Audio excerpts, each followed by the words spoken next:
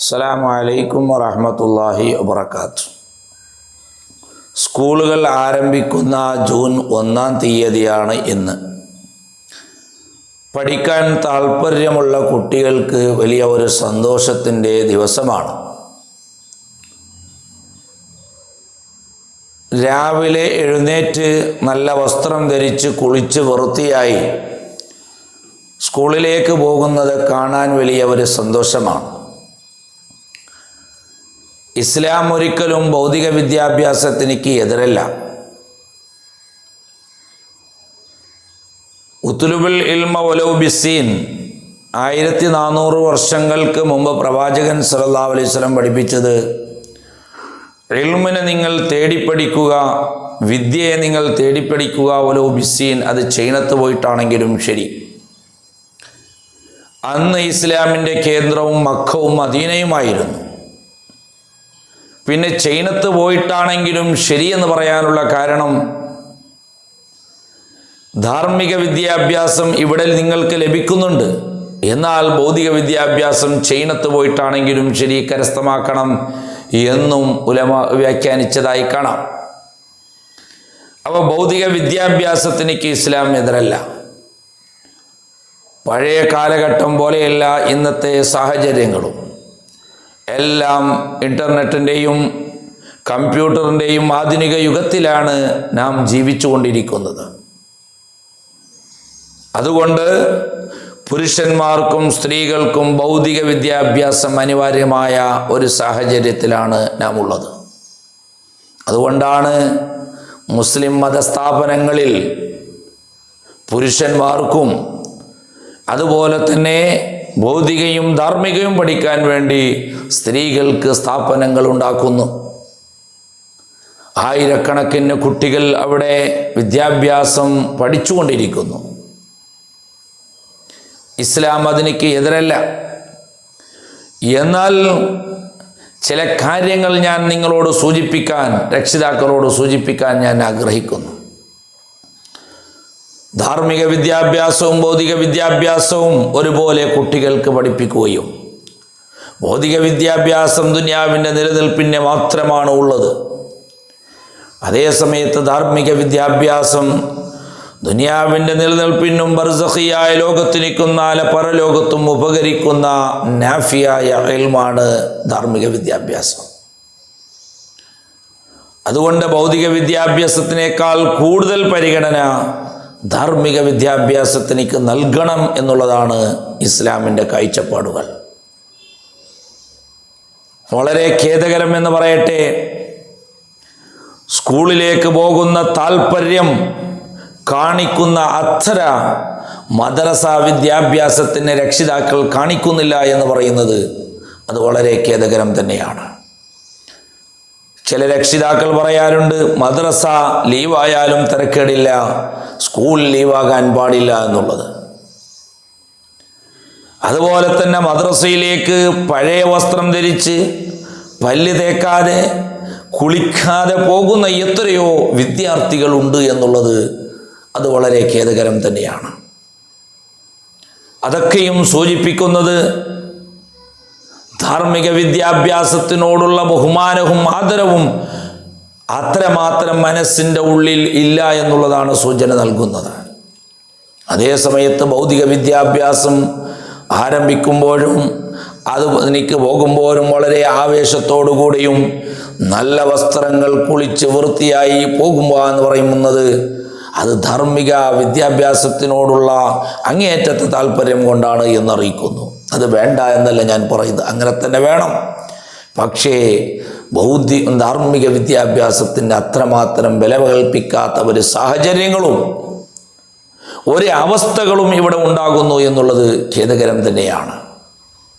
ഉലമാക്കൾ പഠിപ്പിച്ചിട്ടുള്ളത്, ഖുർആൻ ഓതുമ്പോൾ, ഹദീസ് പഠിക്കുമ്പോൾ, അതുപോലെ തന്നെ ധാർമ്മിക ഗ്രന്ഥങ്ങൾ പഠിക്കുമ്പോൾ നിങ്ങൾ കുളിച്ച് വൃത്തിയായി നല്ല വസ്ത്രം ധരിച്ച് അത്തർ പൂശി ശുദ്ധിയോടുകൂടെ വൃത്തിയോടുകൂടെ നിങ്ങൾ ആ ഇൽമ പഠിക്കണമെന്നാണ് ഇസ്ലാമിൻ്റെ ചിട്ടകളുള്ളത്.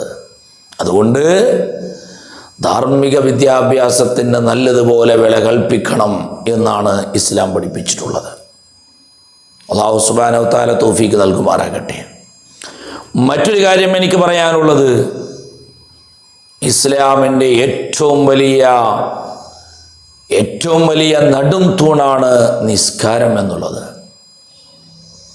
ആ നിസ്കാരം 7 വയസ്സായാൽ കുട്ടികളോട് പരിശീലിപ്പിക്കുകയും 10 വയസ്സായാൽ നിസ്കരിച്ചില്ലെങ്കിൽ രക്ഷിതാക്കൾ അടി കൊടുക്കുകയും എന്ന ഇസ്ലാമിൻ്റെ നിലപാട്, സഹോദരന്മാരെ, എത്രമാത്രം രക്ഷിതാക്കൾ ഇത് പാലിക്കുന്നു എന്നുള്ളതാണ്.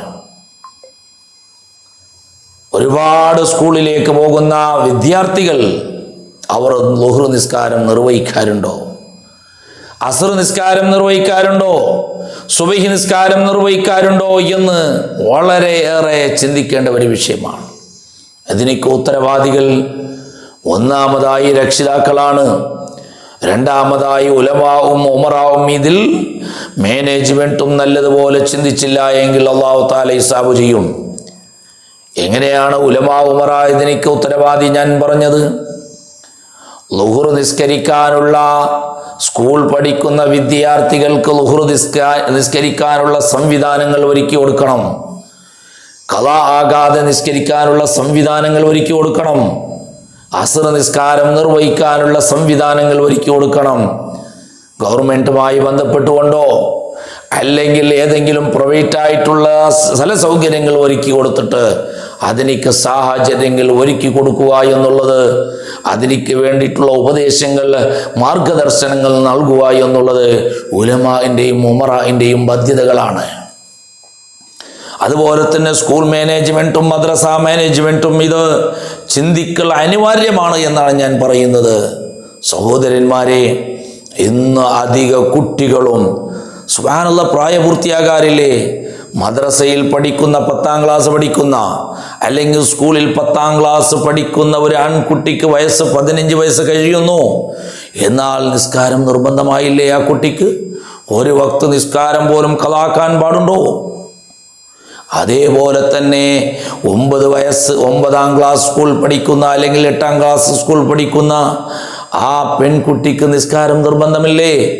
നിസ്കാരം ബുദ്ധി ഉള്ള കാലത്തോളം ഉപേക്ഷിക്കാൻ ഇസ്ലാം അനുവദിച്ചിട്ടുണ്ടോ? അത് സ്കൂളിൽ പോയാൽ നിസ്കരിക്കണ്ട എന്ന് ഇസ്ലാം പഠിപ്പിച്ചിട്ടില്ല. സ്കൂൾ കാരണം കൊണ്ട് അസ്ർ നിസ്കരിക്കാൻ പാടില്ല, നിങ്ങൾക്ക് മാപ്പ് നൽകിയിട്ടുണ്ടെന്ന് ഇസ്ലാം പഠിപ്പിച്ചിട്ടുണ്ടോ? എവിടെയാ പഠിപ്പിച്ചിട്ടുള്ളത്? മറിച്ച്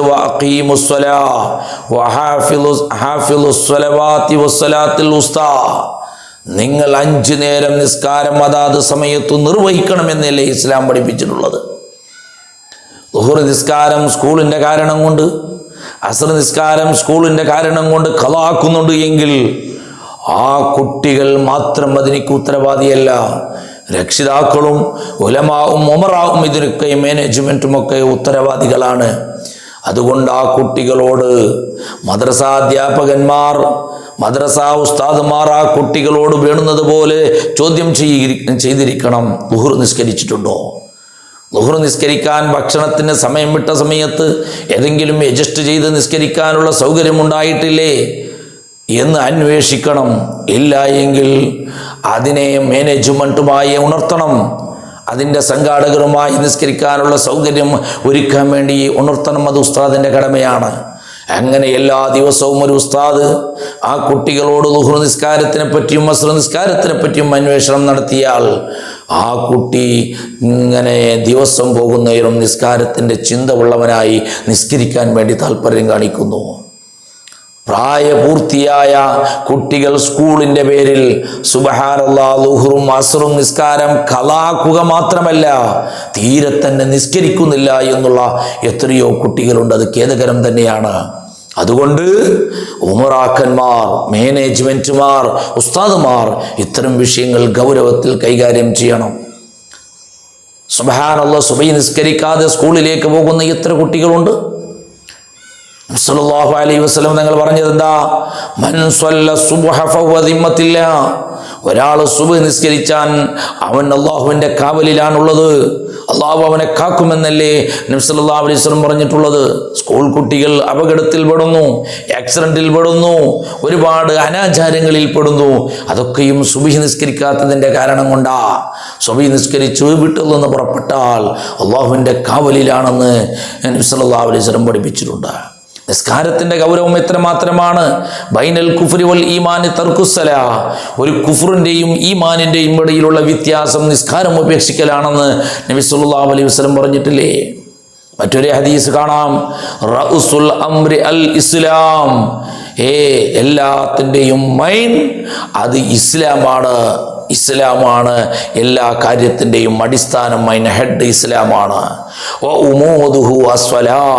ആ ഇസ്ലാമിൻ്റെ മൈൻ ഫില്ലർ അത് നിസ്കാരമാണ് എന്ന് നബി സല്ലല്ലാഹു അലൈഹി വസല്ലം പഠിപ്പിച്ചതല്ലേ? പിന്നെ എങ്ങനെയാണ് നിസ്കരിക്കാതിരിക്കുക? നിസ്കാരം എങ്ങനെ കളാക്കുക? എങ്ങനെ ഉപേക്ഷിക്കുക? സുബ്ഹാന ജല്ല ജലാലു നബി സല്ലല്ലാഹു അലൈഹി വസല്ലം തങ്ങൾ പറഞ്ഞ ഒരു ഹദീസ് നിങ്ങൾ നോക്ക്.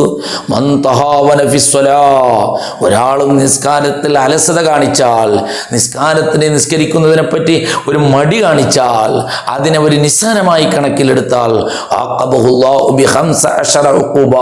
അല്ലാഹു തആല 15 ശിക്ഷയാണ് അവനിക്ക് നൽകുക. അതൊക്കെയും കൂടുതൽ വിശദീകരിക്കുന്നില്ല, ചുരുക്കം വാക്കുകൊണ്ട് ഞാൻ വിശദീകരിച്ചുകൊണ്ട് ഞാൻ നിർത്തുന്നു.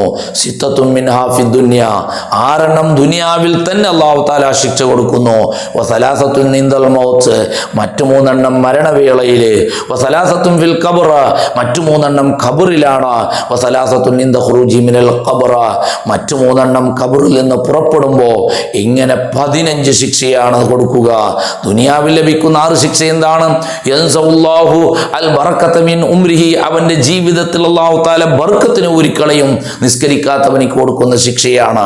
രണ്ടാമത് യംസഹുല്ലാഹു സീമൽ സ്വാലിഹീന മിൻ വജ്ഹിഹി, നിസ്കരിക്കുന്ന സ്വാലിഹായ ആളുകളുടെ മുഖത്തുണ്ട അടയാളം, ആ അടയാളം ആ നിസ്കാരം ഉപേക്ഷിച്ചവന്റെ മുഖത്തുണ്ടാവുകയില്ല, അല്ലാഹു തആല മായ്ച്ചു കളയും.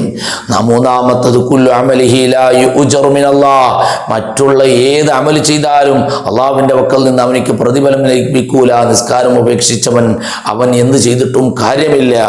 നാലാമത്തെ കാര്യം ലാ യുർഫഉ ലഹു ദുആഉൻ ഇലസ് സമാ, ആകാശത്തിലേക്ക് അല്ലാഹുവിന്റെ പരിശുദ്ധ ഖുദ്സിയായ ഹളറത്തിലേക്ക് അവൻ ദുആ എന്നാൽ ആ ദുആക്ക് ഉത്തരം ലഭിക്കുകയില്ല, ഉയർത്തപ്പെടുകയില്ല.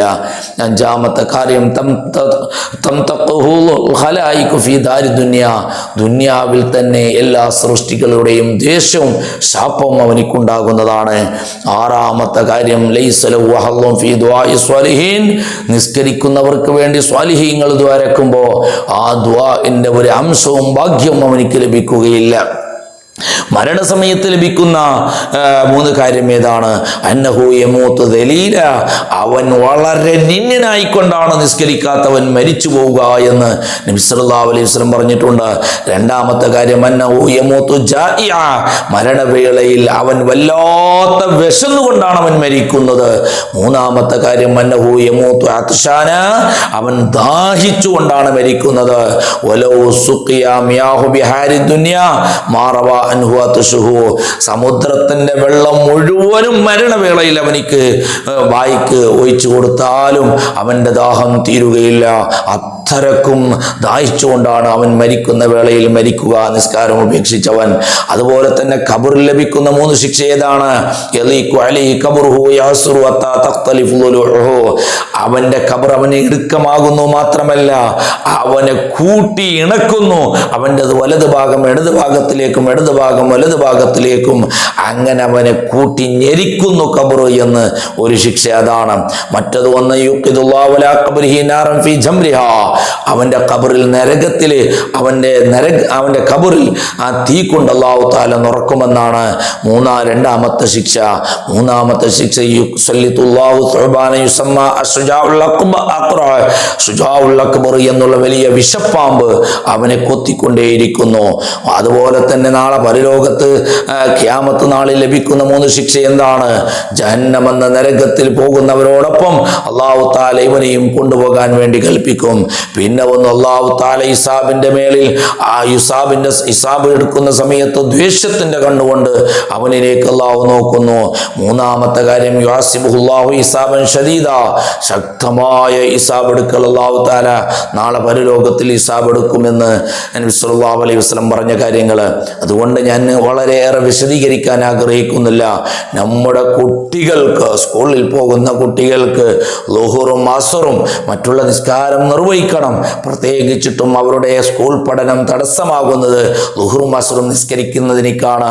അതുകൊണ്ട് ആ ളുഹുറും അസ്റും നിസ്കരിക്കാനുള്ള സംവിധാനങ്ങളും സാഹചര്യങ്ങളും, പ്രത്യേകിച്ചിട്ട് സ്കൂളിൻ്റെ പരിസരത്ത് ചെറിയ നിസ്കാര സംവിധാനങ്ങൾ, പ്രൈവറ്റോ അല്ലെങ്കിൽ ഇസ്ലാമി പള്ളികളോ അല്ലെങ്കിൽ ചെറിയ ചെറിയ സൗകര്യങ്ങളോ ഒരുക്കി കൊടുത്ത മുതലാളിമാരായ ഉമറാക്കന്മാർ ഇതിനിക്ക് ശ്രദ്ധിച്ചില്ല എങ്കിൽ അതിൻ്റെ ഹിസാബും ഉമറാക്കന്മാരും ഉലമാക്കളും മദ്രസ ഉസ്താദന്മാരും നേരിടേണ്ടി വരും. അതുകൊണ്ട് പ്രത്യേകിച്ചിട്ട് ഈ വിഷയത്തിൽ ളുഹുർ അസ്ർ നിസ്കരിക്കാൻ, അത് ഖളാ ആകാതെ നിസ്കരിക്കാനുള്ള ബോധവൽക്കരണം നടത്തേണ്ടത് ഉസ്താദുമാരാണ്. രക്ഷിതാക്കൾ ഈ വിഷയത്തിൽ പ്രത്യേകം ശ്രദ്ധിക്കണമെന്ന് ഓർമ്മപ്പെടുത്തുകയാണ്. അല്ലാഹു തആല നമ്മുടെ കുട്ടികളെ സ്വാലിഹായ കുട്ടികളാക്കുമാറാകട്ടെ.